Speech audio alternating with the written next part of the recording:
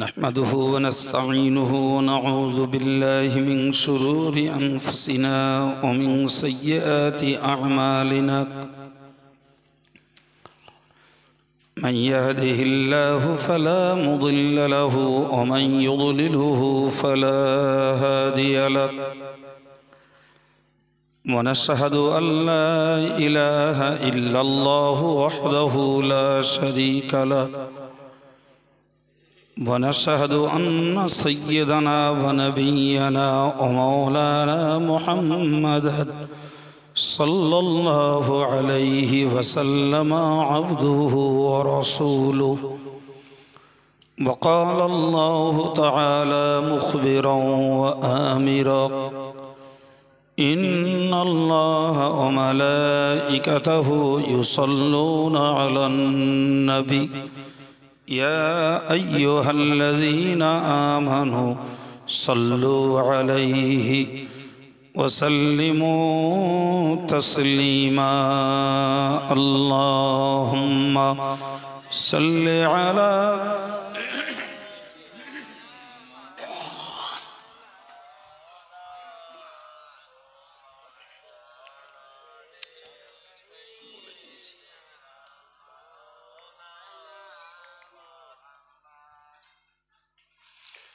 दीनों मिला ईमान मिला पढ़ने के लिए कुरान मिला जो कुछ देने का था सब कुछ दिलवा दिया कमली वाली ने बोलो ला इलाहा इल्लल्लाह ला इलाहा इल्लल्लाह ला इलाहा इल्लल्लाह मुहम्मदुर रसूलुल्लाह अल्लाहुम्मा सल्लि अला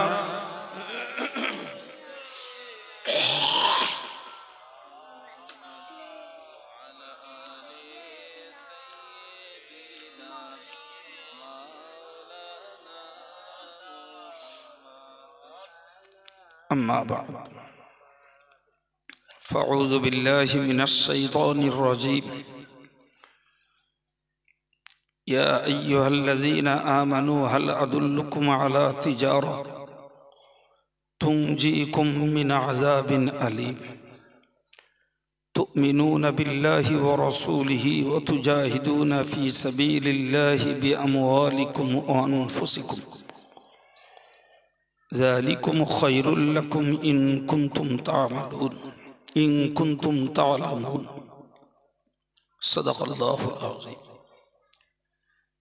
स्नेहभाजन सम्मानित सभा संचालक हज़रत मौलाना मुफ्ती अशरफ अली साहेब, विदायी वक्ता अलहाज मौलाना मुसा कलीम साहेब, सम्मानित सुधी श्रोता मंडली, विगत कয়েক বছর অত্যন্ত নীরব এবং নিস্তব্ধতার সঙ্গে এই মাহফিলটি উদযাপিত হয়ে আসছে। এতক্ষণ ধরে মৌলানা মুসা কালিম সাহেবের কাছ থেকে ইতিহাসের আলোকে কিছু কথা আপনারা শুনছিলেন।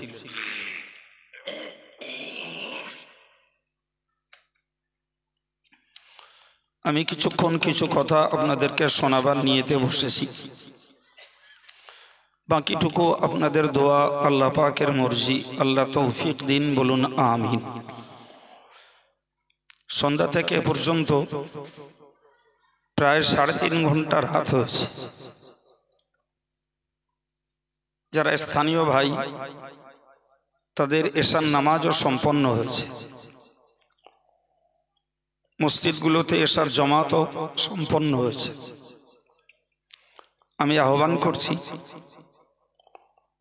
যারা বাইরে থেকে কথা শুনছেন, যদি মজলিসটাতে আসার মতো নিয়ত থাকে দ্রুত মজলিসটায় আসার জন্য দাওয়াত দিচ্ছি।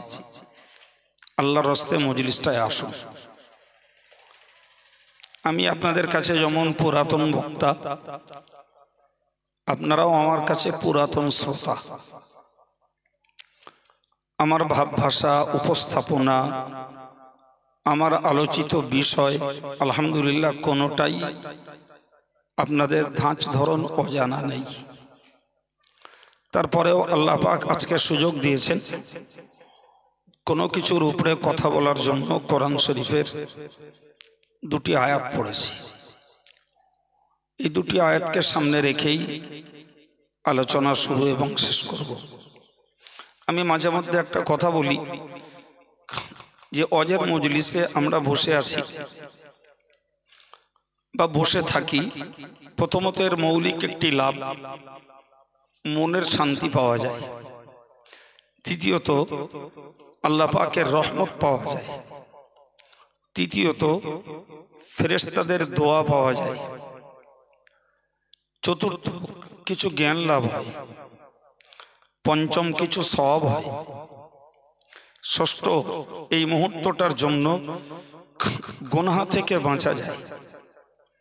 সপ্তম মৃত আত্মাদের জন্য সবরে সানির একটি হক আদায় হয়। সুবহানাল্লাহ। সবগুলোকে যদি একটা একটা করে ভাবি তাহলে আমরা স্বীকার হতে বাধ্য যে এই মজলিসটা শরীয়ত সঙ্গতভাবে হলে এতে লসের কোনো জায়গা নেই। ঠিক না ভুল?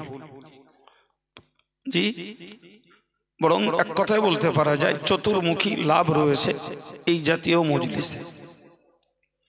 ফলে যারা শুনবার সুযোগ আছে, আসার সুযোগ আছে, অথচ মজলিসে আসছেন না বা আসেন না, তারা সুবর্ণ সুযোগকে হাতছাড়া করে নিজেদের সওয়াব কামাইয়ে ঘাটতি করছেন এবং পরকাল সঞ্চয়ে নিজেরা লস খাচ্ছেন।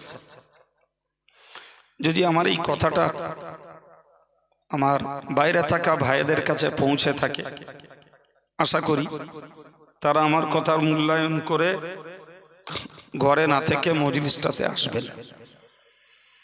যদি মনে করেন ঠান্ডা পড়ছে খুব বেশি, তো অবাক কাণ্ড, এখন তো ধরুন 8:30 বাজে, তো প্রত্যেকটা বাজারে ঘুরুন, পুরো টাপে টপে লোক ভর্তি। এমনটা নয় যে মানুষ ঠান্ডা পড়ছে বলে এর আগেই সব লেপ ঝেপে দিয়ে শুয়ে পড়েছে। কি গো, এরকম ঠান্ডা আমাদের দিকে হয় নাকি? ফলে ঠান্ডাটা কারণ নয়, বরং মনোবৃত্তির অভাবটাই একটা বড় কারণ। ঠিক কিনা বলে? মনোবৃত্তি থাকলে ঠান্ডা উপেক্ষা করা যায়, গরম উপেক্ষা করা যায়, কষ্ট উপেক্ষা করা যায়, সময়ের অভাবটাকেও উতরিয়ে যাওয়া যায়। দরকার একটা মানসিক টান, একটা মনের আকর্ষণ, এটাই দরকার। তো যে ভাইরা এসেছেন তারা নিশ্চয় একটা টানে, একটা আকর্ষণে এসেছেন। যারা আসেননি, আল্লাহ চাহে তো তাদের মনের টান আর আকর্ষণ হলে তারা হয়তো পরপর আসবেন। আমি আর কথা বাড়ছি না, সরাসরি কোরআনের যে আয়াত দুটি পড়েছি তার উপরেই দুটি কথা আপনাদেরকে বলছি। সম্মানিত ভাইরা, আপনাদেরকে খুব গভীরতার সঙ্গে কথা কটা শুনতে অনুরোধ করি। আল্লাহ বললেন, হে ঈমানদারেরা, হাল আদুল্লুকুম আলা তিজারা, আমি আল্লাহ তোমাদেরকে একটা ব্যবসার কথা বলবো, যে ব্যবসাটা করলে পরে তুনজিকুম মিন আযাবিন আলীম, ওই ব্যবসাটা তোমাদেরকে যন্ত্রণাদায়ক শাস্তি থেকে নাজাত দেবে। সুবহানাল্লাহ। কি বলিছি বাবু? যে ব্যবসাটা তোমাদেরকে যন্ত্রণাদায়ক শাস্তি থেকে মুক্তি দেবে। ভাই, আমরা দুনিয়ায় ব্যবসা করি, যে ব্যবসার বিনিময়ে আমাদের স্বার্থ থাকে কিছু অর্থ রোজগার করা। আর আল্লাহ পাক এমন একটা ব্যবসার কথা বলছেন যে ব্যবসাটার ভিতর দিয়ে আমরা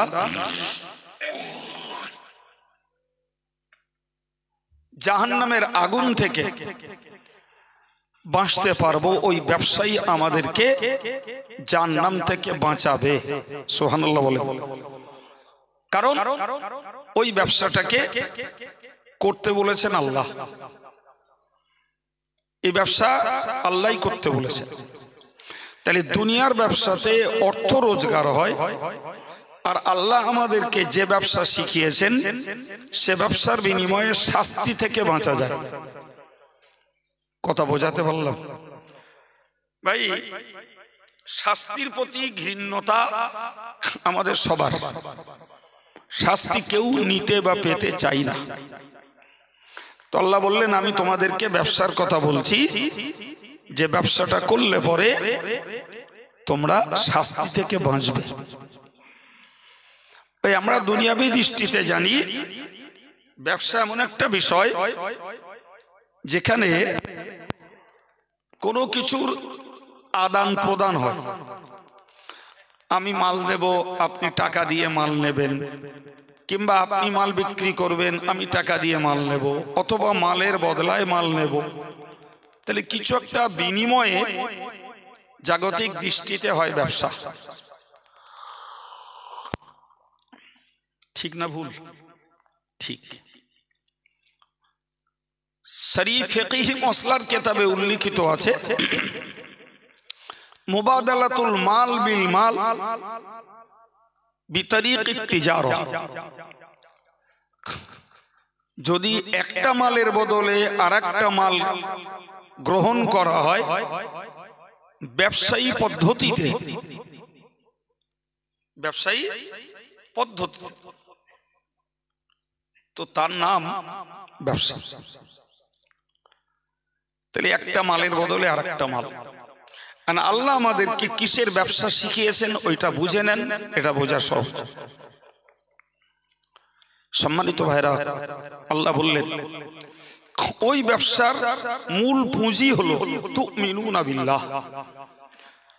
মূল পুঁজি তোমরা আল্লাহর প্রতি নিষ্কলুষ বিশ্বাসটা ঠিক রাখো। নাম্বার 2 ও রাসূলিহি, তোমরা রসুলের প্রতি বিশ্বাস ঠিক রাখো। নাম্বার 3 তুজাহিদুনা ফি সাবিলিল্লাহ, তোমরা আল্লাহর রাস্তাতে সংগ্রাম করো। কিসের জন্য? কিসের দ্বারা? বিআমওয়ালিকুম ওয়া আনফুসিকুম, তোমার জান আর তোমার মাল দুটো দিয়ে। যে ব্যবসাটা আল্লাহ আমাদেরকে শিখিয়েছেন, আমাদেরকে বাতলে দিয়েছেন, সেই ব্যবসার মূলধন হলো ঈমান বিল্লাহ ও রাসূলিহি, আল্লাহ এবং রসুলের প্রতি ঈমান আনা, আর আল্লাহর রাস্তাতে জান আর মাল দিয়ে টিকে থাকতে সংগ্রাম করা।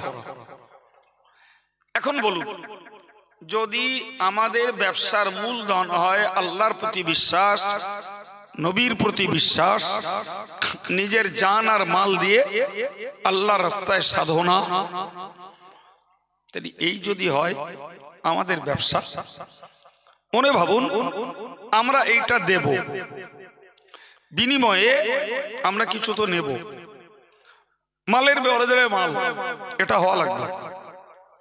তো আমরা দিচ্ছি ঈমান, আমরা দিচ্ছি অর্থ, আমরা দিচ্ছি জীবনের সময়, আমরা সংগ্রাম করছি, বিনিময়ে আমাদের কি দেবেন? আল্লাহ অন্য আয়াত পাকে বলেছেন ইন্নাল্লাহা আশতারা মিনাল মুমিনিন, নিশ্চয়ই আল্লাহ ঈমানদারদের কাছ থেকে কিনে নিয়েছেন। কি কিনেছেন? আনফুসাহুম ওয়া আমওয়ালাহুম, ঈমানদারদের জান আর মালকে। সুবহানাল্লাহ বলে। তাহলে ঈমানদারদের জান আর মালকে কিনে নিয়েছেন আল্লাহ। কিসের বিনিময়ে? বিআন্না লাহুমুল জান্নাহ, আল্লাহ তাদেরকে দান করবেন জান্নাত। সুবহানাল্লাহ বলবেন। তাহলে ক্লিয়ার হলাম আমরা, যে আমরা ক্লিয়ার যে আমরা আল্লাহকে দেব জান আর মাল, আর আল্লাহ আমাদেরকে দেবেন, জোরে বলেন কি দেবেন? সবাই মিলে বলেন। তাহলে আমরা কি দেব? জান মাল। কার রাস্তায়? আল্লাহর রাস্তায়। আল্লাহ কি দেবেন? জান্নাত। কথাটা মুখস্থ করে ফেলতে হবে, শুধু কানে শুনলে হবে, এর প্রতি টান আসবে। তাহলে আমরা দেব জান আর মাল, আল্লাহ দেবেন জান্নাত। তাহলে এখানে প্রমাণ হয়ে গেল যে আমরা মালের বদলে মাল নিচ্ছি, ঠিক না ভুল? তাহলে আল্লাহ ব্যবসা বলেছেন, ঠিকই বলেছেন নাকি? আল্লাহ ব্যবসা বলেছেন, ঠিকই বলেছেন। আমরা জান দেব, মাল দেব, বিনিময়ে আল্লাহ জান্নাতের ঘর দেবেন। সুবহানাল্লাহ। তাহলে তো আমরা দিচ্ছি, বিনিময়ে আল্লাহ দিবেন। এই পর্যন্ত মনে রাখুন। আমি আবার একবার জিস্ট আপনাকে শুনিয়ে দিচ্ছি যে আল্লাহ বলেছেন, বান্দা তোদের কি একটা ব্যবসার কথা বলবো, যে ব্যবসাটা করলে তোরা যন্ত্রণাদায়ক শাস্তি থেকে বেঁচে যাবি। বললেন সেই ব্যবসাটা হলো আল্লাহর প্রতি ঈমান আনা, রসুলের প্রতি ঈমান আনা এবং আল্লাহর রাস্তাতে নিজের জান মাল দিয়ে সাধনা করা। এটা তোদের ব্যবসার মূলধন। আর এই ব্যবসা যদি তোরা করিস, তাহলে বিনিময়ে তোরা পাবি আমার কাছ থেকে, কি বলেন না? আচ্ছা, আমরা কোনো জিনিস কিনতে আগে সেটা দেখাশোনা করি না? একদম। যাই কিনতে যাই, যদি সেটা কোনো রেকর্ডেড জিনিস হয় তাহলে তার কাগজপত্র দেখি, যদি আনরেকর্ডেড জিনিস হয় তাহলে সেই বস্তুটাকে দেখি। একটা গরু কিনবো তো তাকে যে দেখি, আগে দেখে শুনে মনে পছন্দ করি, তারপর লেনদেন হয়। একটা জমি কিনবো, তার পেপারসটা আগে দেখি যে পেপারসটা ঠিক আছে কিনা, কথা বলে।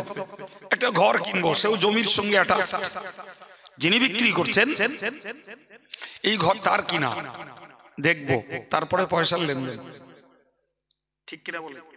কিন্তু মজার ব্যাপার ভাই, আমরা কেউ কি জান্নাত দেখেছি? জান্নাত দেখিনি তো। এই যে মানুষগুলো আমরা জান্নাত না দেখেই কিনবার জন্য আল্লাহর প্রতি ঈমান এনেছি, আলহামদুলিল্লাহ, রসুলের প্রতি ঈমান এনেছি, সুবহানাল্লাহ। আমরা নিজেদের জীবনে মেহনত করে, নিজের জানের কষ্ট করে এবং ক্ষেত্র বিশেষে মাল বিনিয়োগ করে ওই জান্নাত কিনতে আমরা ইনভেস্ট করছি। সুবহানাল্লাহ বলবেন না? আমার কথা মাথায় আসছে কি? এনা বলেন না, জান্নাত দেখেছেন? এই কষ্ট কেন করছি? এই কষ্ট কেন? এই ঠান্ডা এখানে বসে কেন আমরা কুজো হয়ে বসে থাকবো? কেন ফজর বেলায় গরম লেপটা ছেড়ে দিয়ে উঠবো? কেন আষাঢ় মাসে না খেয়ে রোজা রাখবো? কষ্ট হচ্ছে তো। কেন কষ্টোপার্জিত অর্থকে যাকাত দিতে যাব? কেন হজ আদায় করতে যাব?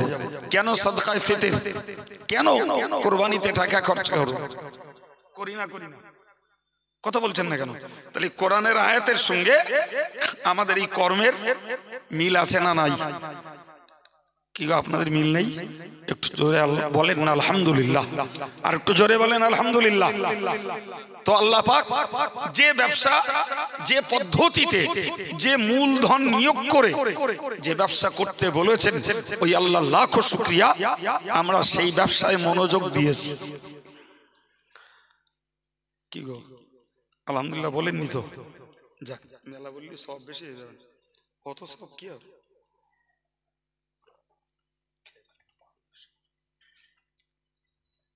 বোঝাতে পেরেছি কথা?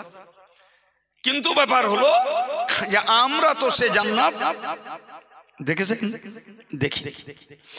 কিন্তু বলেন না ভাই, যদি সন্তানদের জন্য ঘর কিনছেন, সন্তানরা শিশু, এখন যদি সন্তানদের পক্ষে বাপ যদি ঘরটা দেখে শুনে নেয়, তাহলে আর কিনতে দোষ আছে?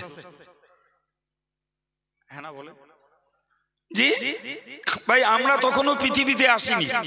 আমাদের আব্বা, বড় আব্বা হযরত আদম আলাইহিস সালাম জান্নাতে ঢুকে সব দেখে শুনে নেছে। ও জান্নাতের মালিক কে? বেচবেন কে? কে বেচবেন? মালিক যিনি, তিনিই বেচবেন। মালিকানা একজনের, বেচবে আর একজন, এটা পৃথিবীর সিস্টেম নয়। জান্নাত বানিয়েছেন কে? আল্লাহ। বেচবেন তিনি। প্রিয় ভাই, তো তাম পৃথিবীর আদি পিতা, হিন্দুরও পিতা, বৌদ্ধরও পিতা, তেলেগুরও পিতা, তামিলেরও পিতা, মুসলমানদেরও পিতা, ঠিক কিনা জোরে বলে। তো আব্বাকে আল্লাহ জান্নাতে ঢুকিয়ে দিলেন, বললে এই জান্নাত দেখে নাও, এই ঘর বানিয়েছি তোমার জন্য, তোমার আওলাদদের জন্য, তুমি মাংনা দেব না, কেনা লাগবে, ফাউ দেবো না, কিনতে হবে। তো তোমার আওলাদারে যে জান্নাত কিনবে, তুমি জান্নাতটা দেখে শুনে নাও যে কেনার মতো যোগ্য ড্রেসিং সৌন্দর্য করা আছে না নাই দেখে নাও। সুবহানাল্লাহ বলে। আব্বা আদম আলাইহিস সালাম জান্নাতে থাকলেন, দেখলেন, ঘুরলেন, কিন্তু ভাই ও জান্নাত কেনার বাজার হচ্ছে দুনিয়া। আদম তো জান্নাত কিনে জান্নাতে ঢুকিনি, ঢুকলে আর দেরি হইতো না। এই মাথায় ঢুকছে কথা? জান্নাত কিনে তো আদম জান্নাতে ঢুকিনি রে বাবা। আদম তো ঢুকেছে জান্নাতটাকে শুধু দেখার জন্য। তোমার আওলাদেরা কিনবে, তুমি দেখে নাও। তুমি দেখতে গেলেন, দেখাশোনা কমপ্লিট, বললেন এমনি এমনি হবে না, যাও দুনিয়ায় যাও, দুনিয়ায় যে জান্নাত কিনে তারপরে এসো। সুবহানাল্লাহ বলে। মাথায় ঢুকছে না কথা? ফাও আল্লাহ জান্নাত কাউকে দেবেন না। তাই মানব জাতির আদি পিতাকে জান্নাতে ঢুকিয়ে দিয়ে আল্লাহ জান্নাতটাকে দেখবার সুযোগ করে দিলেন। এবার তুমি আওলাদদেরকে বলো, জান্নাত যদি কিনতে চায় তাহলে দুনিয়ায় যেতে হবে, বেচবো আমি, আর কিনবে ইমানদারেরা। কিনবে কারা? কোন বেঈমান কোটি কোটি টাকা ঢেলে দিয়ে জান্নাত কিনতে পারবে না। কোন বেঈমান আল্লাহ আল্লাহ রাসূলের পথে সাধনা না করে জান্নাত কেউ কিনতে, তাহলে কি হবে? আল্লাহর জান্নাত বেচবেন তিনি, কিনতে পারে ইমানদার, আর জান্নাত কিনতে গেলে আশা লাগবে দুনিয়ায়। কোথায় আশা লাগবে? ওই জন্য আল্লাহ আদমকে জান্নাতে থাকতে দেয়নি, জান্নাতে থাকতে দেয়নি। তোমার জন্য ফকটে জান্নাত নয়, শুধু দেখার জন্য ঢোকালাম, এখন বাইরে যাও, যে কামাই করে জান্নাত কিনে তারপরে সে ঢুকো। সুবহানাল্লাহ বলবেন না? সিস্টেম ঠিক আছে না নাই? সম্মানিত ভাইরা আমার, तमाम पृथिवीर सब থেকে বেশি সাগরের সব থেকে বেশি উম্মত হলো উম্মতে মুহাম্মাদি, যাদের জন্য লিডার হলেন নবী মুহাম্মদুর রাসূলুল্লাহ সাল্লাল্লাহু আলাইহি ওয়াসাল্লাম। বংশগত বড় আব্বা জান্নাত দেখে শুনে পৃথিবীতে এসেছেন, কিনে তাই জান্নাতে ঢুকবে। আর तमाम পৃথিবীর সব থেকে বেশি সংখ্যা মানুষের যিনি নেতা নবী মুহাম্মদুর রাসূলুল্লাহ সাল্লাল্লাহু আলাইহি ওয়াসাল্লাম মেরাজের রাত্রিতে জান্নাতে ঢুকিয়ে আল্লাহ তাকেও জান্নাতটাকে দেখিয়ে দিলেন। দেখাইনি? হ্যাঁ না বলে? তাহলে এক জান্নাত দেখিয়েছেন আল্লাহ নবী আদমকে, কাকে দেখিয়েছেন? আর এক জান্নাত দেখিয়েছেন আল্লাহ নবী মুহাম্মদুর রাসূলুল্লাহ সাল্লাল্লাহু আলাইহি ওয়াসাল্লাম। কারণ মুহাম্মদের ছাত্র সংখ্যা সব থেকে বেশি। সুবহানাল্লাহ বলবেন না? আমরাও তো তাই। আমরা কার ছাত্র? কার শাগরেদ? আমরা কার ফলোয়ার্স? এ মৌলানা ও মৌলানা, ও পীর ও পীর সব বাঁয়ে রাখুন, আমরা তো মূল ফলোয়ার্স বিশ্বনবী মুহাম্মদুর রাসূলুল্লাহ সাল্লাল্লাহু আলাইহি ওয়াসাল্লাম। তাই আমার আল্লাহ আমাদের নবীকেও মেরাজের রাতে জান্নাতে নিয়ে গেলেন এবং জান্নাতকে পরিদর্শন করিয়ে দিলেন।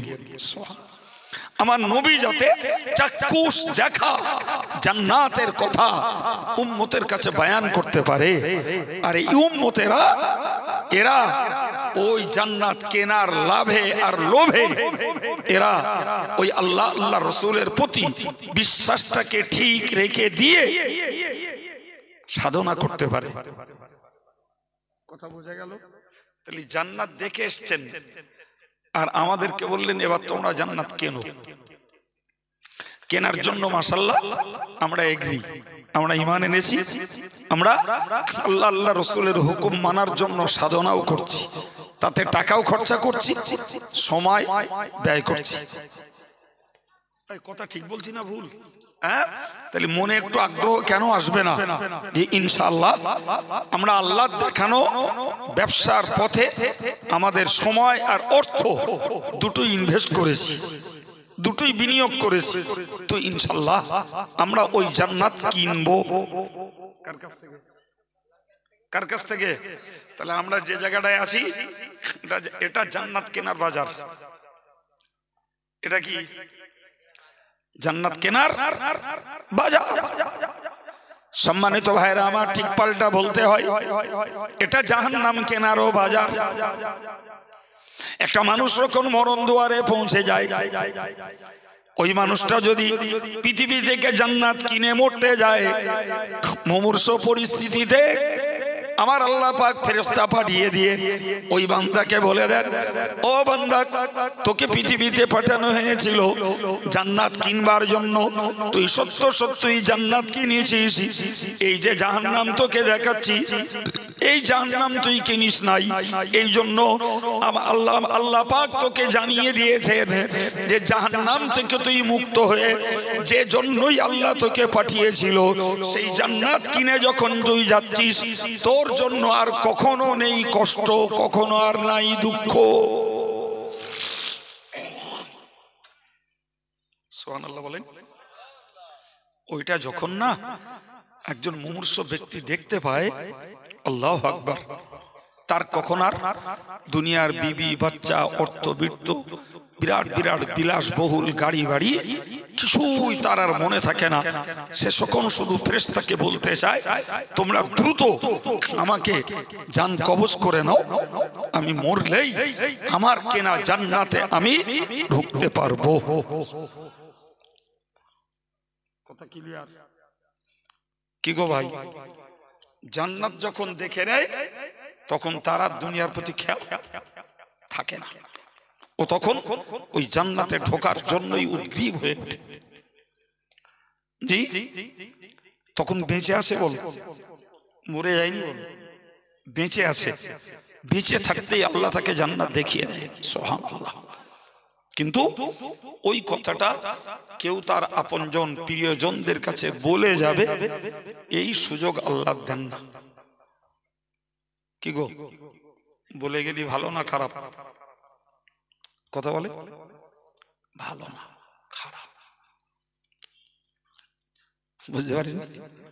খারাপ কি ভাই? কেউ যদি বলে যান, এটি কারুর জন্য হতে পারে আনন্দের, কারুর জন্য হতে পারে ফিতনার। ওইটাকে কেন্দ্র করে কেউ পাপ জড়ো করবে, আবার ওইটাকে কেন্দ্র করে কেউ গর্বিত হবে। ঠিক কিনা? ওটা ভালো। তারা আলাওলাদেরা গর্বিত হবে, অন্য মানুষগুলো ওটাকে ফিতনায় পরিণত করবে। কেউ সমালোচনা ঝড় তুলে পাপের পাহাড় জমাবে। ঠিক কিনা? জি, ঠিক উল্টোটা, কেউ যদি জাহান্নাম কিনে মরে আর সে যদি বলে যেতে পারে, ভাই ওটি যেমনটা হবে কারুর জন্য শিক্ষণীয়, আবার কারুর জন্য হবে ওটা মিথ্যা বলার প্রপাগান্ডা। তো বাদ দিন মিথ্যা কথা। আবার কারুর জন্য এটা হবে হৃদয় বিদারক, দুঃখজনক, যাদের আপনজন। কথা বোঝাতে পেরেছি? সুতরাং জান্নাতি কিংবা জাহান্নামী আল্লাহ কাউকে বলে যেতে দেন না। সম্মানিত ভাইরা আমার, মুরব্বীরা মনে রাখুন, এরপরে যখন কোন মানুষ পৃথিবীতে এলো, জান্নাত কিনবার বাজারে এলো, জান্নাত কিনলো না, তথা আল্লাহর প্রতি ঈমান ঠিক রাখলো না, রাসূলের প্রতি ঈমান ঠিক রাখলো না, এবং আল্লাহর রাস্তাতে জানমাল দিয়ে সেবা দিল, জানমাল দিয়ে সাধনা করলো না, তার তো জান্নাত কেনা হলো না, সে তো উল্টো জাহান্নাম কিনে গেল। ঠিক নয় কি? ওই লোকটার মুমূর্ষ সময় ফেরেশতা চলে আসে, ফেরেশতা এসে বলে, ও আল্লাহর বান্দা, দেখ দেখ, তোকে আল্লাহ জান্নাত কিনতে পাঠিয়েছিল দুনিয়ায়, তুই জান্নাত কিনিস নাই, বরং এই সেই সুন্দর জান্নাত, এটা কেনার জন্য তোকে পাঠালো, তুই জান্নাত কিনতে পারিস নাই, তাই তোকে জান্নাত থেকে নাম কাটা গেছে, এখন তোর জন্য বরাদ্দ এই জাহান্নাম। আপনি বলুন, বেঁচে থাকতে যখন জাহান্নামের ভয়ঙ্কর চিত্র কোন মানুষ দেখবে, সে মরতে চাইবে? কথা বলেন না, একদম না, হারগিজ মরতে চাইবে না। ওর রূহটা ওর দেহ পিঞ্জিরা থেকে, এই দেহ খাঁচা থেকে বাইরে বেরোতে চাইবেই না, চাইবে না। ফলে প্রত্যেকটা দেহের পথে পথে ঘুরবে। লেটেস্ট আজরাইল আলাইহিস সালাম ও রূহটাকে পাকড়াও করে টান মেরে খিঁচে বার করবে ভাই। ফলে ওই মানুষটার মরণটা হবে সব থেকে কদস্থানীর যন্ত্রণাদায়ক মরণ। কিন্তু যে লোকটা জান্নাত কিনে মরতে পেরেছে, তার মরণটা হবে বাহ্যিক ভাবে কষ্ট যা আছে আভ্যন্তরে, কিন্তু বাহ্যিক ভাবে দেখবে একটা বাচ্চা যেমন তার মায়ের স্তন্যে মুখ দিয়ে দুধ খেতে খেতে ঘুমিয়ে যায়, একজন জান্নাত খরিদ করা মানুষ ওই রকম কথা বলতে বলতে টুপ করে ভরে যাবে। সুবহানাল্লাহ বলবেন না? কথা বোঝাতে পেরেছি প্রিয় ভাইরা আমার? আমার বক্তব্য, তাহলে আল্লাহ আমাদেরকে পৃথিবীতে পাঠিয়েছেন কি করতে বলেন? শিগগিরই বলেন। জান্নাত কেনার জন্য। ওই জবটা প্রত্যেকের মুখে চাই। আমরা এসেছি জগতে জান্নাত কিনবার জন্য। সম্মানিত ভাইরা আমার, তো জান্নাত কিনতে পারছে কারা? আগেই তো মূলধন বলে দিয়েছি, আবার একবার বলে দিচ্ছি। আল্লাহ আল্লাহ রসুলের প্রতি যারা ঈমান নিয়ে এসছে এবং আল্লাহর রাস্তাতে নিজেদের জানমালকে বিনিয়োগ করে সাধনা করছে, কোনটা নিজের দেহের শক্তি আর সময় ব্যয় করে, যেমন নামাজ, রোজা, এই জাতীয় আল্লাহর হুকুমগুলো পালন করতে নিজের শক্তি লাগে, সময় দিতে হয়। জিকির, তাসবিহ, তেলাওয়াত এগুলো নিজেদের সময় দিতে হয়, শক্তি বিনিয়োগ করতে হয়। আবার কিছু রয়েছে মাল দিতে হয়, যাকাত, হজ, সাদকা, ফিতরা, কুরবানি, এগুলো করতে যে কি করতে হয়? মাল দিতে হয়। তাহলে দুটোই প্রমাণ হয়ে গেল। আলহামদুলিল্লাহ, আমরা জানও দিচ্ছি, মালও দিচ্ছি। তাহলে আমরা জান্নাত কেনার জন্য আমাদের বিনিয়োগ বাড়াচ্ছি। সুবহানাল্লাহ বলে। তো এইভাবে বাড়াতে থাকতে হবে কতদিন? কতদিন? একদম মউত পর্যন্ত, একদম মউত পর্যন্ত। জি সম্মানিত ভাইরা আমার, মনে রাখুন, আমি আপনাকে এরপরে বোঝাই।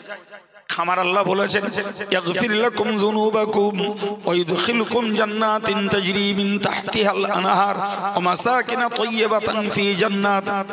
মহান আল্লাহ পাক কোরআন শরীফে জানিয়েছেন, বান্দারে, তুই যদি আল্লাহর জান্নাত কিনবার জন্য ঈমান ঠিক রাখিস, জান্নাত কিনবার জন্য যদি সাধনা ঠিক রাখিস, জানার মালটাকে যদি তুই আল্লাহর রাস্তায় ব্যয় আর বিনিয়োগ যদি করিস, বিনিময়ে আল্লাহ পাক তোমার জীবনের সমস্ত গুনাহগুলোকে মাফ করে দেবে এবং তোমাকে জান্নাতে প্রবেশ করাবেন, যার নিচে দিয়ে প্রবাহিত হয়েছে সুন্দর পানির ঝর্ণা এবং অত্যন্ত পবিত্রতম জায়গা।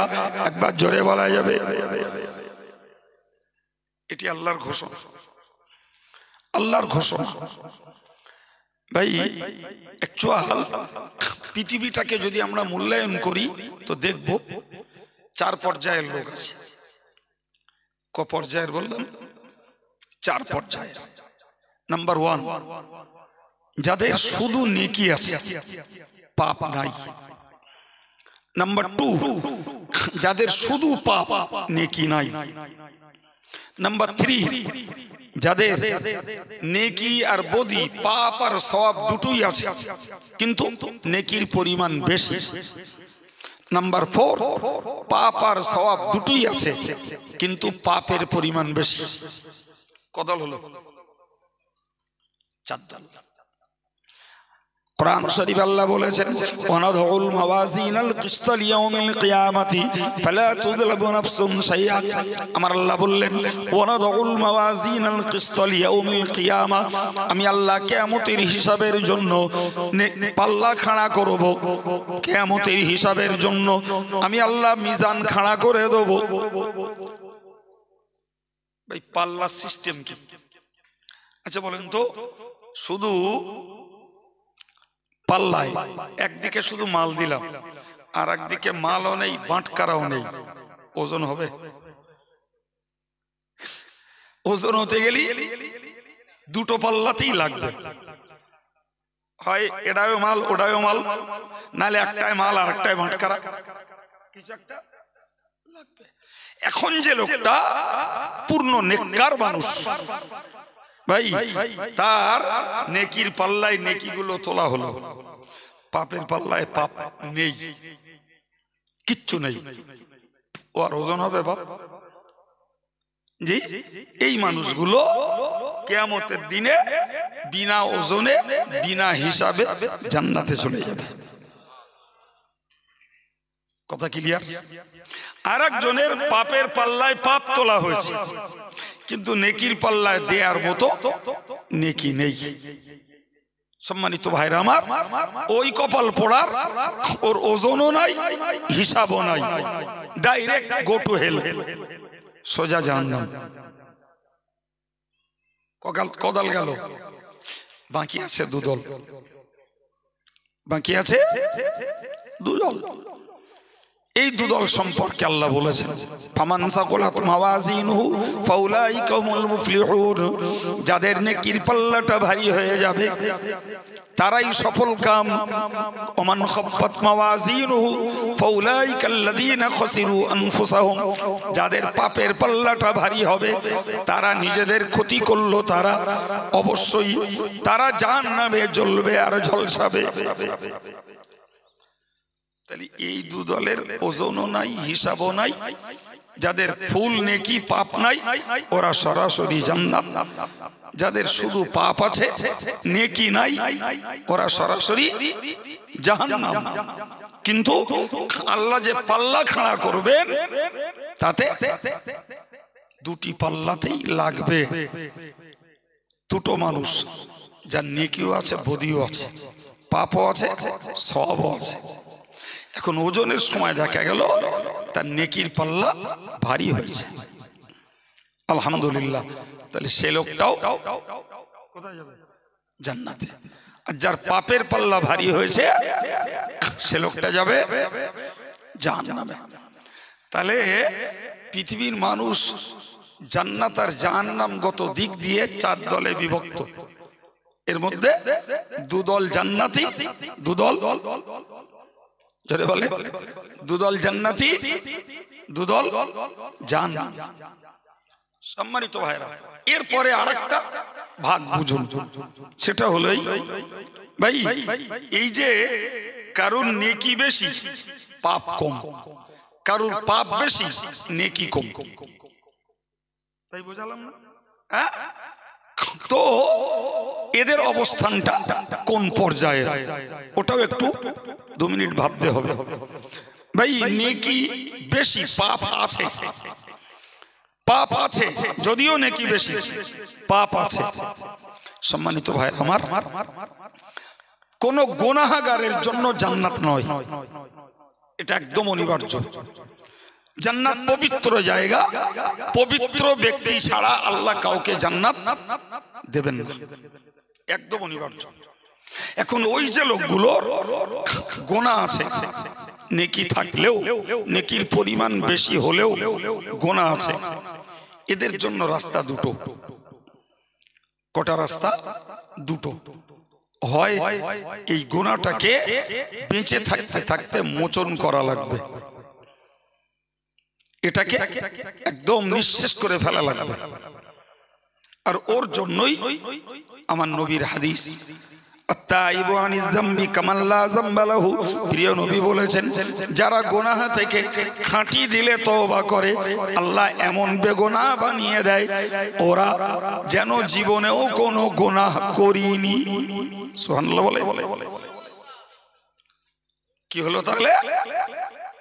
যে গুনাহ ছিল কিন্তু মানুষটা বারবার আল্লাহর কাছে ধন্না ধরে ধরে আল্লাহর কাছে কেঁদে কেঁদে তার গুনাহগুলোকে মোচন করিয়ে ফেলেছে।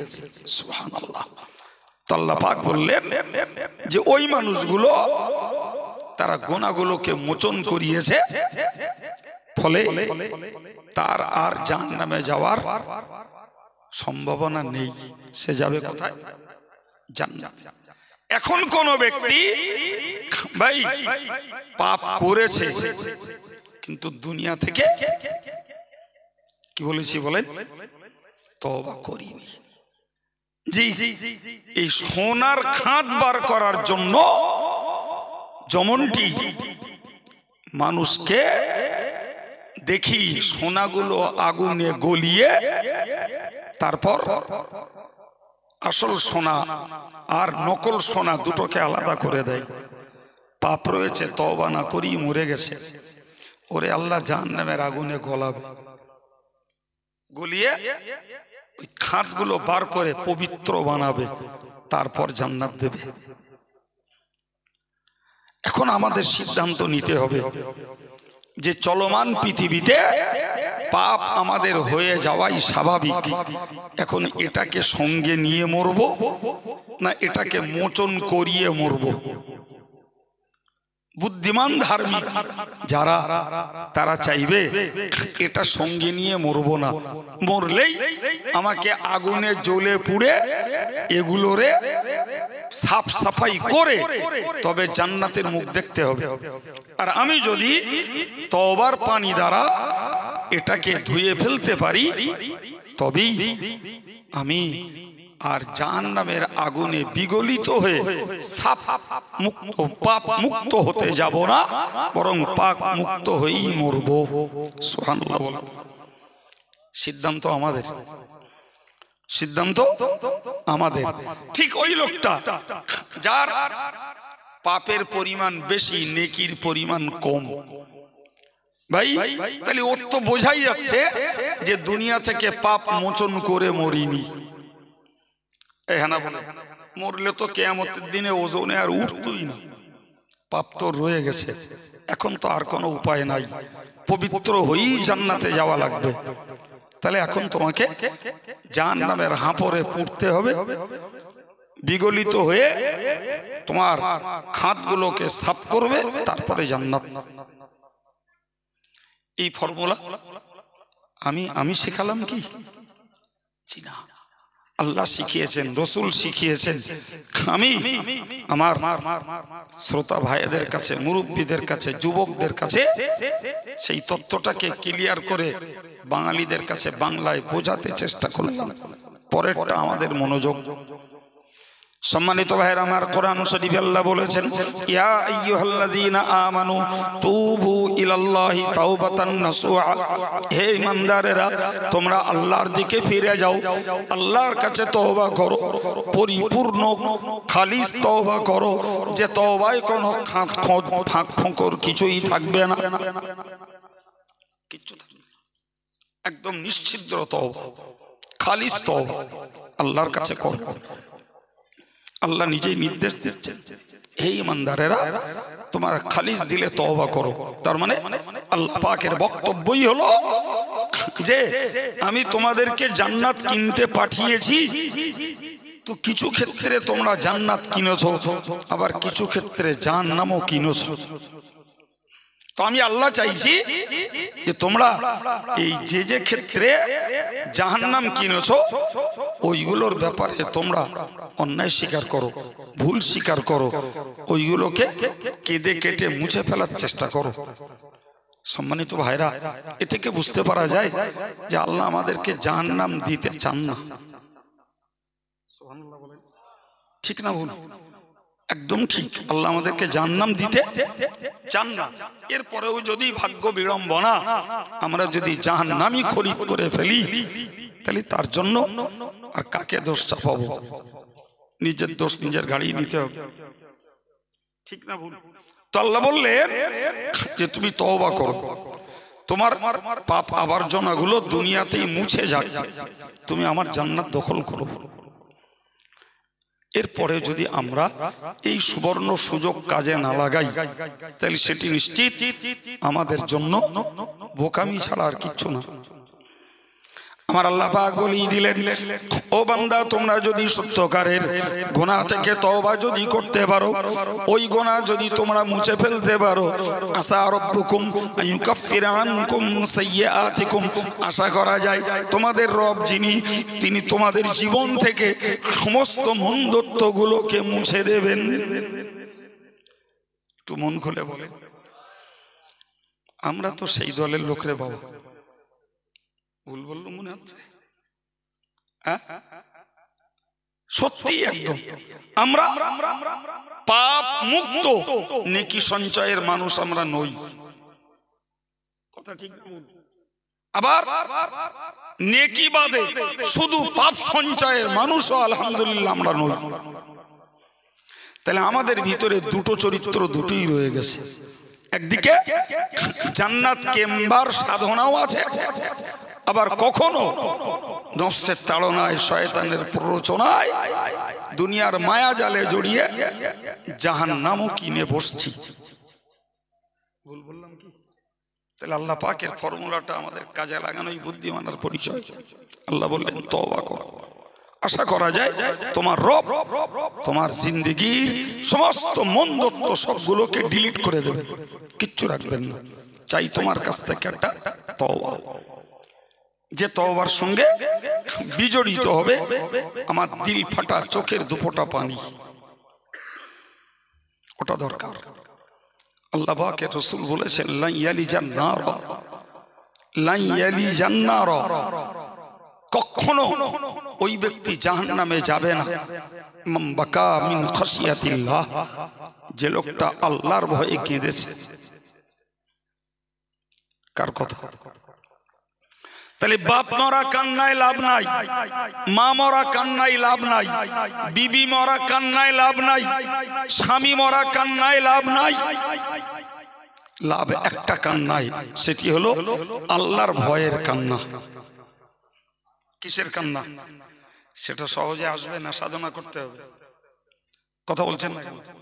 কই কিরাম পারেন এখন কাঁদন দিন দেখি, আর কিছু পারবেন না। তার জন্য মন স্থির করতে হবে, মনোযোগ বাড়াতে হবে, এবং ওই শাস্তির জায়গাগুলোকে নিজের ভিতরে জল্পনা কল্পনা করতে হবে, আর ওর পিছনে সময় দিতে হবে।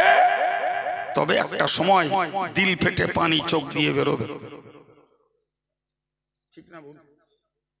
দুম করে কাঁদা যাবে না বাপ। ওই বললাম, কেউ মারা গেছে ওর জন্য কাঁদা যাবে, ওটা দরদের প্রকাশ, ওটা ভয়ের নয়।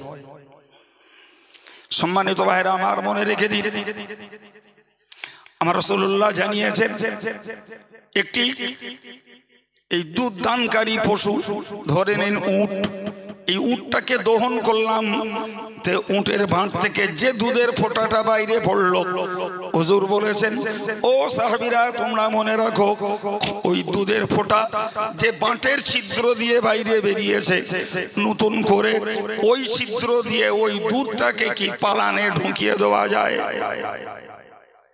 যাবে? কখনোই না।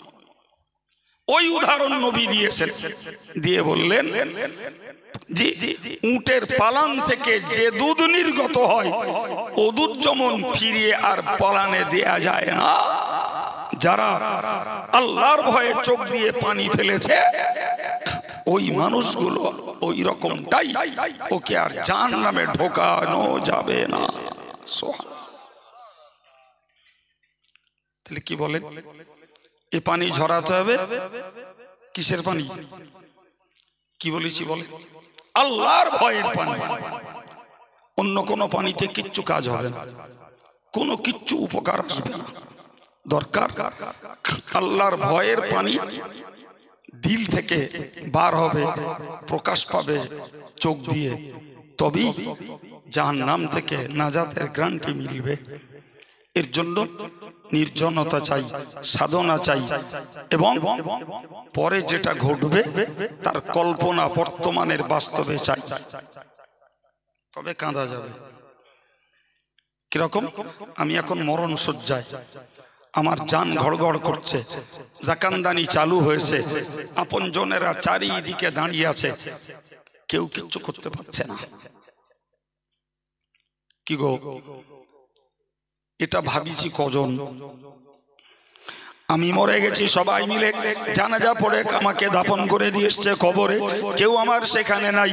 আমি এখন জীবন্ত ছুটন্ত কর্মঠ মানুষ, আমাকে কল্পনার জগতে কবরে চলে যেতে হবে, এবং ওই কবরে আমাকে একাকী অবস্থান করতে হবে।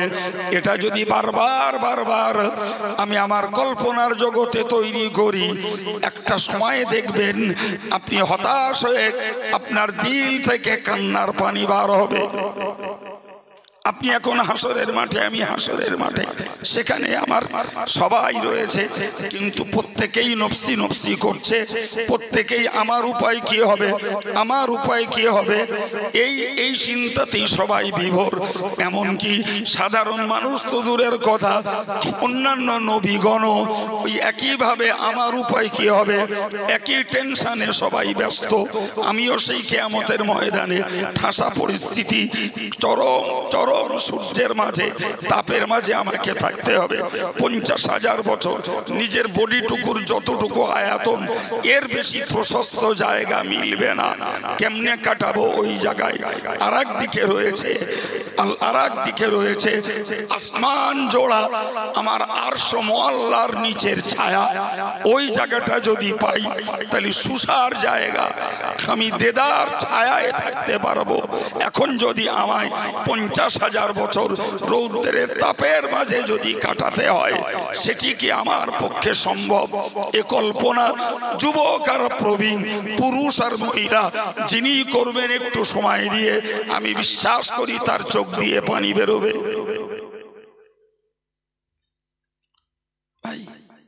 এই জন্য জ্ঞানীরা বলেছেন, মুতু কবলা আন তামুতু, তুমি মরার আগে মরে যাও। তোমার আসল মরণ আসার আগে তুমি মরে যাও, তবেই তুমি আসল মরণে জয়লাভ করতে পারবে। যদি মরার আগে মরতে না পারো, তাহলে আসল মরণে তুমি ঠকে যাবে। জি, তুমি জানতে মরো, তুমি কর্মঠ অবস্থায় মরো, তোমার বুদ্ধি টনটনে তখন মরো, তোমার শক্তি অটুট তখন মরো, তবেই তুমি আসল মরণে সফলতা লাভ করতে পারবে। আর যদি বুদ্ধি টনটনে, শক্তি অটুট, ভাই আমার উদ্যম এখন দুর্দমনীয়, দমন করার ক্ষমতা কারণ নাই, এই বিশ্বাসেই যদি তুমি চলো, জিন্দেগিতে তুমি মৃত্যুর মুখে তুমি সফলতা লাভ করতে পারবে না। তোমার মরণ মন্দ মরণ হবে। এই জন্য জ্ঞানীরা বলেছেন, মরণ আসার আগে মরো। কই ভাই, আমরাও কল্পনা কই করলাম, কথা বলেন না। ও তো আব্দুল কাইয়ুম বলে দিয়ে গেলেই হবে না বাপ। আমি আগে বলেছি, আবার বলছি, এ মন যদি তৈরি করতে হয়, নির্জনে সময় দিতে হবে, কল্পনার জগতে ভাসতে হবে।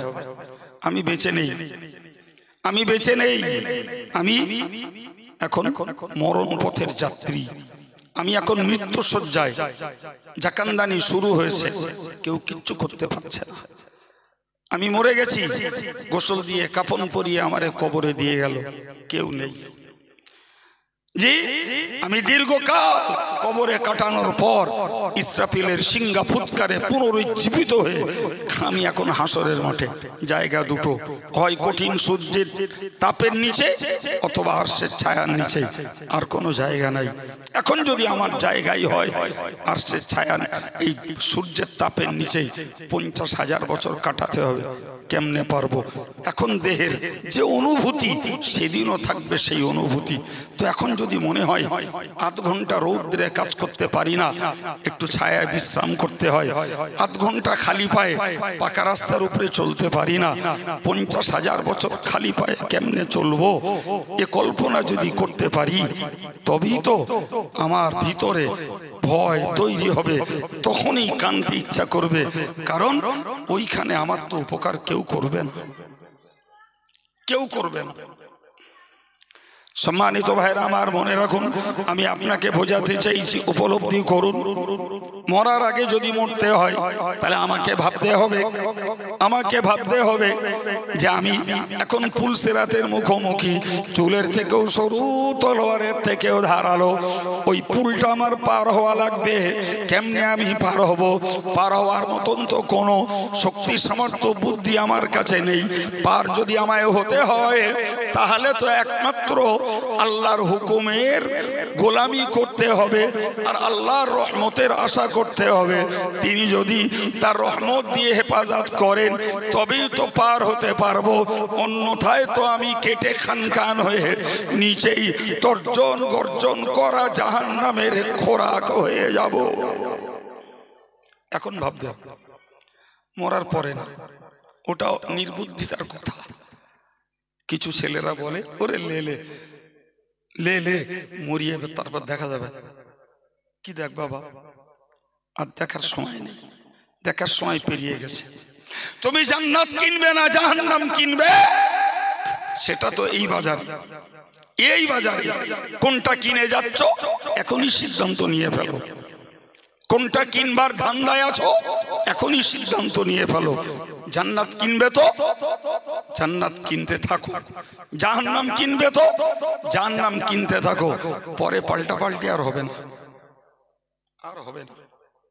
জি, যে দুর্ভাগারা, যে নির্বোধেরা, যে কপাল পোড়ারা দুনিয়াতে এখন জাহান্নাম খরিদ করা ধান্দায় আছে, জি, এই লোকগুলোই তো ওই মরণ দুয়ারে শোবে। ওই লোকগুলোই মরণ দুয়ারে থাকবে, সেন্স থাকবে, আর যে ফেরেশতাদেরকে কথা বলতে থাকবে তারাই তো বলবে, ইজা জাআ আহাদাহুমুল মাউতু ক্বালা রাব্বি রজিউনি। যখন মরণটাকে কাছ থেকে দেখতে পাবে তখন বলবে, তখন তারাই দাবি করবে আল্লাহর কাছে, ফেরেশতা মারাফাত বলবে, যদি রাব্বি রজিউনি, হে পরওয়ারদিগার, একবার আমাকে ফিরিয়ে দাও, যৌবনকালে, বুদ্ধির কালে, শক্তির কালে আমাকে একবার ফিরত দাও। বান্দা কি করবি? লাআল্লি আমালু সালিহান ফিমা তারাকতু, যে কাজগুলো বাদ দিয়ে এসেছিলাম এইবার যে সেই কাজগুলো করব, যে অন্যায়গুলো করে এসেছিলাম ওই অন্যায়গুলো তো আর করব না। কথা বলেন ভাই, এ বুঝ, ওই সময় বুঝে কি আর লাভ হবে? হ্যাঁ ভাই বলেন না, বুড়ো মানুষটা তসবিহ নিছে আর তসবিহে বলছে, লাইতা শাবাবা ইয়াউদ, লাইতা শাবাবা ইয়াউদ, লাইতা শাবাবা ইয়াউদ, লাইতা শাবাবা ইয়াউদ। হাজার দানার তসবিহ উঠতেছে, কি বলছে? যদি একবার যৌবনকাল ফেরত পেতুম, যদি একবার যৌবনকাল ফেরত পেতুম, যদি একবার যৌবনকাল ফেরত পেতুম, যদি একবার যৌবনকাল ফেরত পেতুম। হাজার দানার তসবিহ পড়ে এ করলি, যৌবনকালে কি ফেরার রেকর্ড পাওয়া যাবে? বাপ যাবে? তুমি কার কার যাবে? যাও না। সরকারের কাছে, ডাক্তারের কাছে, বৈজ্ঞানিকের কাছে, কোন শক্তিশালী মাস্তানের কাছে, কার কাছে যাবে? তোমার 80 বছরের বৃদ্ধতা থেকে 25 বছরের যৌবনে তোমায় ফিরিয়ে দেবে।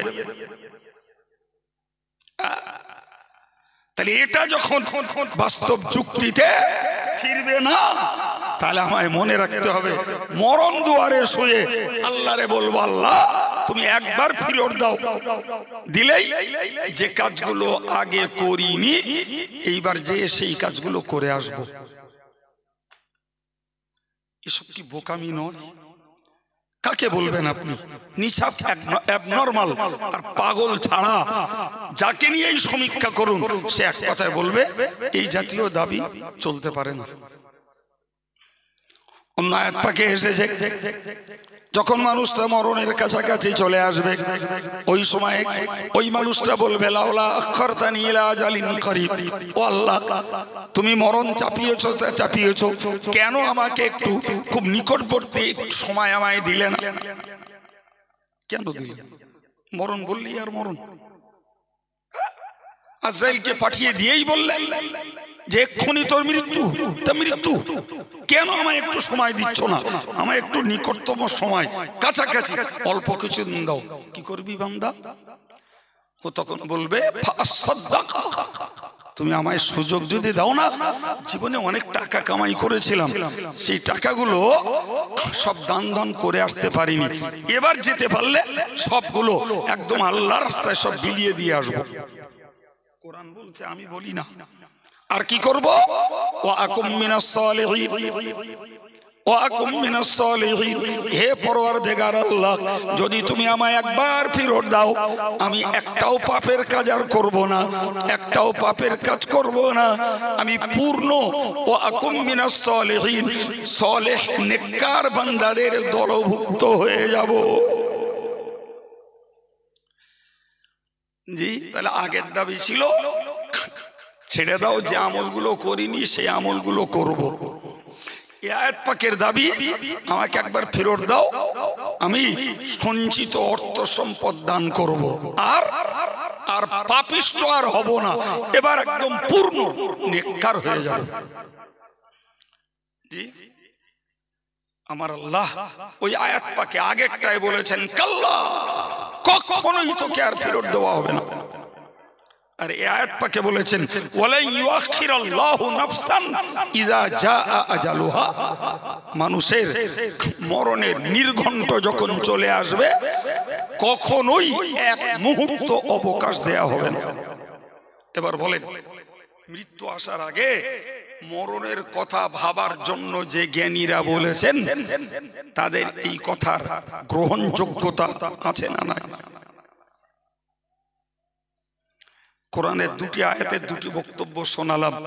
আমার আল্লাহ অন্য আয়াত পাকে বলেছেন, এ মিথ্যাবাদী, ধোঁকাবাজ, প্রতারক, তুই এখন বলছিস ফেরত দিলে ভালো কাজ করবি, পাপের কাজ আর করবি না, নেক কাজ করবি, ফেরত দিলে খুব করে দান দান করে আসবি।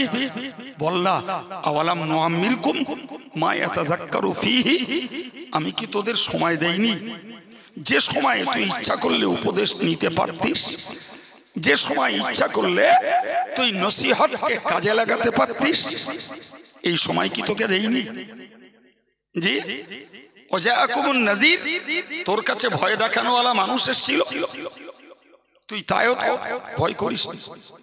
তাহলে তোরে আমি সময় দিয়েছি, সুযোগ দিয়েছি, জ্ঞান দিয়েছি, তোকে অবকাশ দিয়েছি, তারপরে তোর কাছে তোকে সাবধান করার জন্য ভয় দেখানোওয়ালা মানুষ পাঠিয়েছি, তুই এখন চাচ্ছিস সময়? বলেন না, এ তো বিবেকের কষাঘাত। আল্লাহ বিবেকের উপরে কষাঘাত করবেন, তুই কোন লজ্জায়, কোন বিবেকে আবার সময় চাচ্ছিস?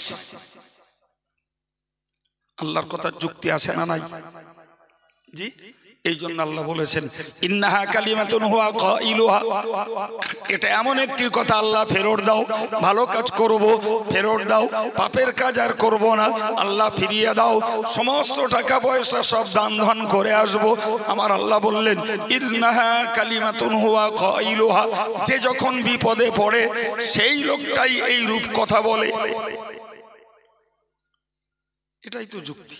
বিপদে পড়লে কেডা না বলে, অমি ওয়ারাইহিম বারযাখুন ইলা ইয়াউমি ইউবআসুন, কিন্তু এর পশ্চাতেই রয়েছে মধ্য জগৎ, কবর জগৎ, পর্দার জগৎ, এর পরেই আছে ওই পর্দার জগতে, ওই মধ্য জগতে, ওই কবর জগতে তোকে রাখা হবে সেই পুনরুত্থানের দিন পর্যন্ত। সুতরাং এখন আর ফিরে যাওয়ার দাবি অ্যাকসেপ্টেড নয়, গ্রহণযোগ্য নয়, ওটা আর কবুল হবে না।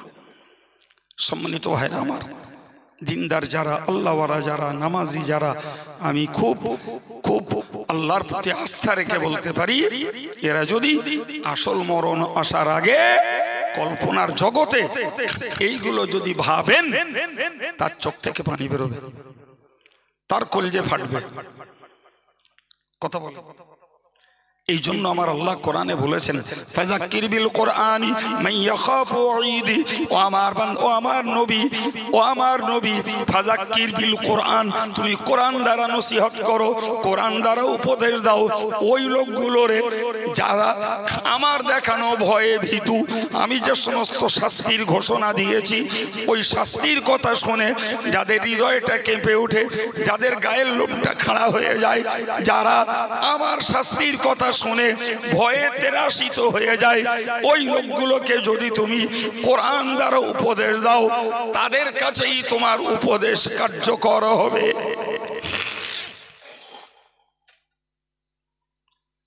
কার কথা? আমার কথা?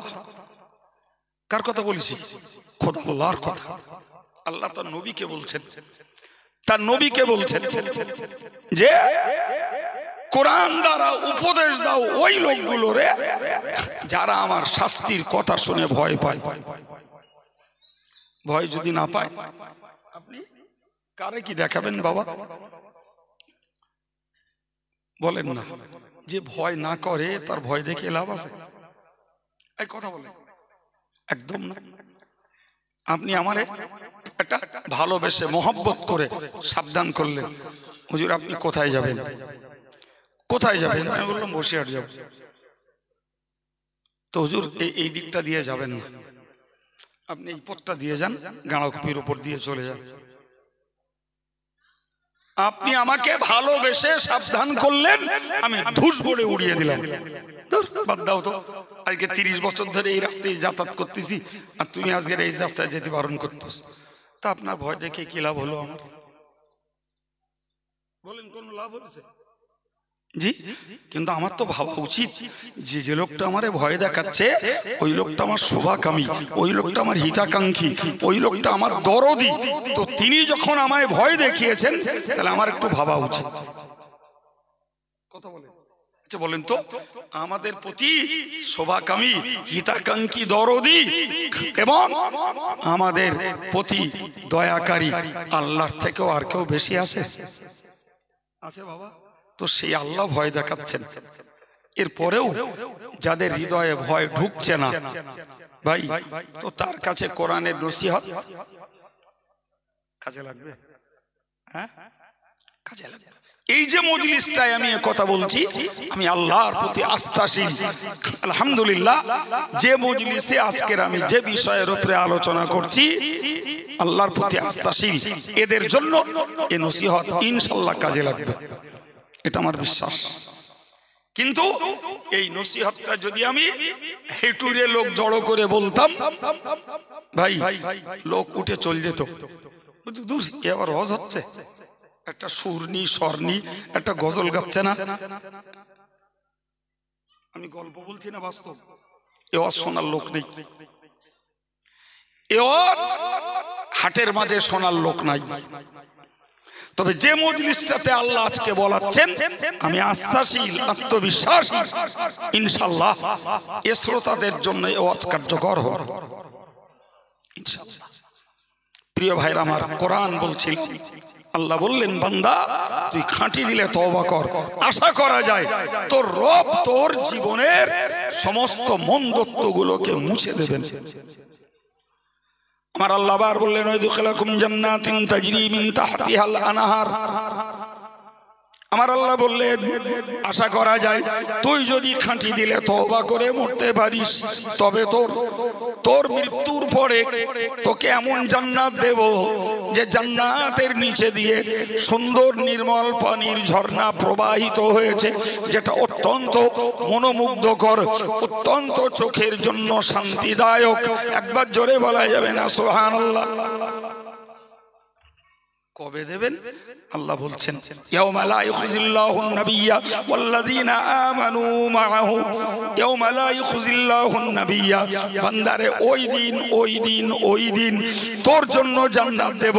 লা ইউখিজিল্লাহুন নাবিয়্যা, যেদিন আল্লাহ পাক কোন নবীকে অপদস্থ করবেন না। ওয়াল্লাযীনা আমানু মাআহু, আর ওই নবীর সঙ্গে যারা ঈমান নিয়ে এসেছে তাদেরকেও আল্লাহ অপদস্থ করবেন না। শুকরিয়া আল্লাহর দরবারে যে আমরা ওই নবীর প্রতি ঈমান নিয়ে এসেছি। জি, তো কোরআন আগে থেকেই ঘোষণা দিয়েছে যে নবীদেরকে এবং নবীর সঙ্গী ঈমানওয়ালাদেরকে আল্লাহ কিয়ামতের দিনে অপদস্থ লাঞ্ছিত করবেন না। হযরত বড় পীর সাহেব কিবলা রাহমাতুল্লাহ আলাইহি তিনি আল্লাহ পাকের কাছে দোয়া চাইতেন, আল্লাহ হয় তুমি আব্দুল কাদেরকে ক্ষমা করে দাও, অন্যথায় কিয়ামতের দিবসে আমাকে তুমি অন্ধ করে তুলো। ভক্তেরা যখন জিজ্ঞাসা করলেন, হুজুর বান্দা যত বড় হোক আল্লাহর কাছে বান্দা ছোট, ফলে আপনি আল্লাহর কাছে ক্ষমা চাইছেন, এ ব্যাপারে আমাদের আপত্তির কিছু নাই, কিন্তু আপনি অন্ধ হওয়ার দোয়া কেন চাইলেন? বড় পীর সাহেব কিবলা তার উত্তরে বলেছিলেন, আমি এই অন্ধ হওয়ার দোয়া এই জন্য চেয়েছি, যদি আল্লাহর কাছে ক্ষমা না পাই তাহলে আমি হয়ে যাব জাহান্নামী। তো একে জাহান্নামের যন্ত্রণার কষ্ট পাবো, আর একদিকে দুনিয়ার লোকগুলো দেখবে ওই সেই আব্দুল কাদের আমাদেরকে অনেক অনেক নসিহত করতো, অনেক হেদায়েতের বাণী আমাদেরকে শোনাতো, অনেক আধ্যাত্মিকতার জিকির তাসবির সবক আমাদেরকে দিয়েছে। সেই আব্দুল কাদের আজকে ওই জাহান্নামে যাচ্ছে। সুতরাং একদিকে জাহান্নামের যন্ত্রণা, জাহান্নামের কষ্ট, আর একদিকে দুনিয়ার মানুষগুলো আমার দিকে দেখে আঙুল তুলবে, এ লজ্জা ঢাকবার জায়গা পাবো না, এ লজ্জা গোপন করার কোনো সুযোগ পাবো না। তাই আল্লাহর কাছে বলেছি, হয় আব্দুল কাদেরকে ক্ষমা করো, না হলে কিয়ামতের দিনে অন্ধ করে তুলো। যদি জাহান্নামে জ্বলতে হয়, চোখটা যদি অন্ধ হয়ে যায়, তাহলে অন্তত মানুষের চোখে চোখে পড়ে লজ্জাটা লাগবে না। কোথায় গো কাইম সাহেবের লেকচার, আর কোথায় এদেশের কেন তাম পৃথিবীর বড় বড় হযরত, ইন্টারন্যাশনাল মুফাসসিরে কোরআন, বড় বড় দামি দামি কোম্পানির বক্তা, কোথায় টান সবে গা? টান সইবার জায়গা আছে কি? হায় রে, এই কথাগুলো আমাদের জন্য অক্সিজেন, এ কথাগুলো একজন দিনদার ইমানদার মানুষদের জন্য মনের খোরাক, মনের খোরাক, ভাবুকদের জন্য ভাবনার রসদ। তোমার কি আছে বান্দা, একটু ভাবো। বড় পীর সাহেব কিবলা কে আর তুমি কে? তুমি কে? তোমার কি আছে? জি, নফসের সঙ্গে বলো। জি, নফসের সঙ্গে কথা বলতে হবে। আরে নফস, তুই কে রে? কোথায় বড় পীর সাহেব কিবলা আর কোথায় তুই? সেই লোকটা জাহান্নামের আযাবের ভয়ে, কে জাহান্নামের আযাবের ভয়ে বলছেন, আল্লাহ তুমি অন্ধ করে দাও। এই জন্য কোরআন শরীফে আল্লাহ শিখিয়েছেন, জি কোরআন শরীফ আল্লাহ শিখিয়েছেন, ওয়ালা তুখজিনা ইয়াউমাল কিয়ামা ইন্নাকা লা তুখলিফুল মিয়াদ। তার আগে আছে রব্বানা আতিনা মা ওয়া'আদতানা আলা রাসূলিক। আমাদেরকে শিখিয়েছেন আমার আল্লাহ, বান্দা তোরা এই ভাষায় দোয়া চা, রব্বানা আতিনা মা ওয়া'আদতানা আলা রাসূলিক।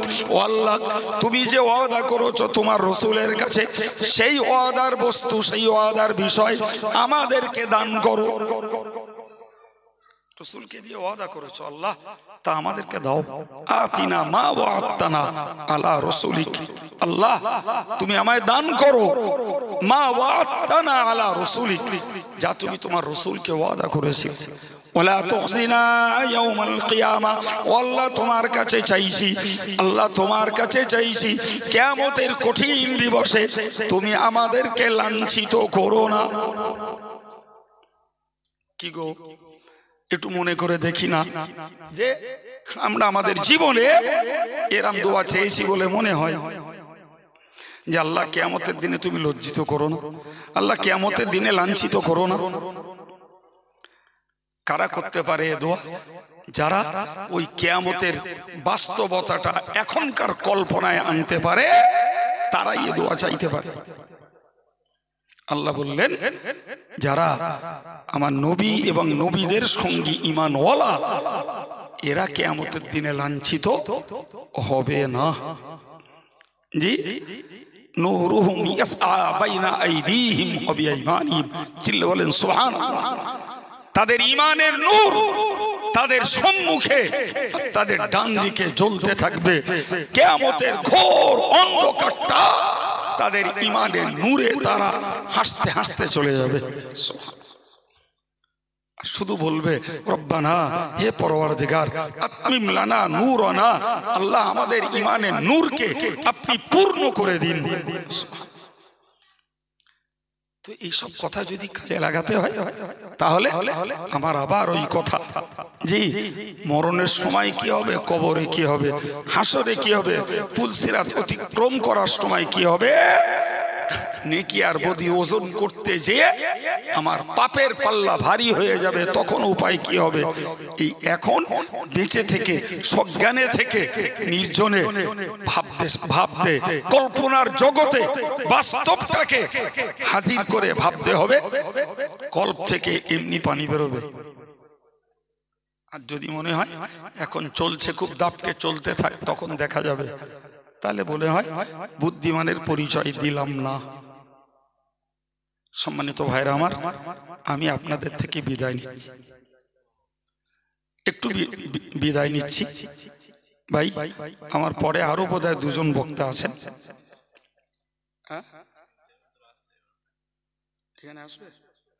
তাহলে তো বোঝাই গেল আরো দুজন বক্তা আছেন। ফলে আপনাদের এই সুন্দর খরচা করা পরিবেশ আরো কম বেশি এখান থেকে প্রায় 3 ঘন্টা চলবে, কিছু কম চলবে, ফলে আরো অনেক কথা শুনতে পাবেন। তো এদের দাবি, যেহেতু কবরস্থানের সভা, তো আমাকে দিয়ে একটু দোয়া করিয়ে নেবে এদের দাবি। তো আমি একটু দোয়া করছি, তারপর পরই আপনাদের আমন্ত্রিত বক্তা হাফেজ মাওলানা আশিক বিল্লাহ সাহেব, তিনি আপনাদের সঙ্গে কথা বলবেন। একবার দরুদ শরীফ, আল্লাহুম্মা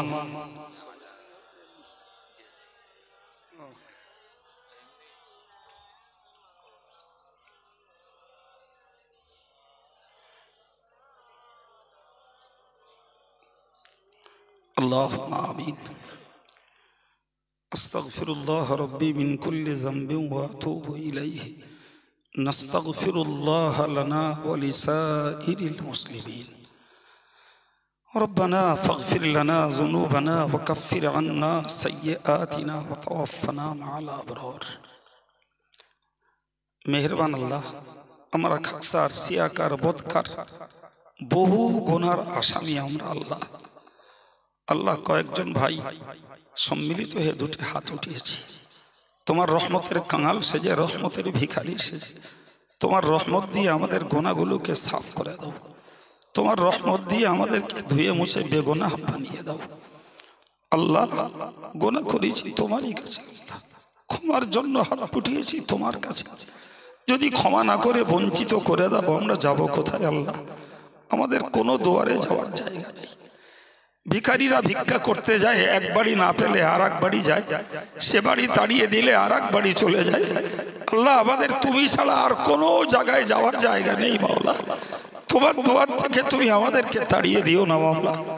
মেহেরবানি করে আল্লাহ আমাদের মতো কাঙাল ভিক্ষুকদেরকে তোমার রহমতের পানি দ্বারা গোনাগুলোকে সাফ করে আমাদেরকে বেগুনা বানিয়ে দাও।